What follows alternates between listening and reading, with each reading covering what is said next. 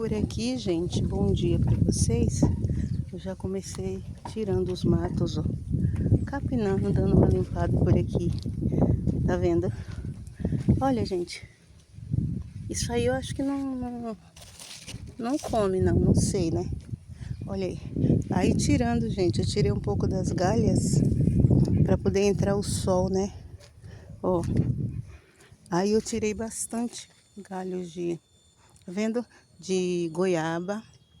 Para poder abrir, que tava muito fechado de folhas, de matos, para poder o sol entrar, tá vendo? Tô dando uma geral por aqui. Eu encontrei mais um maracujá, gente. Olha lá, pessoal. Olha lá. No meio dos matinhos aqui, ó. Lá embaixo tem um bem grandão, aqui eu achei esse outro, olha. Tá vendo?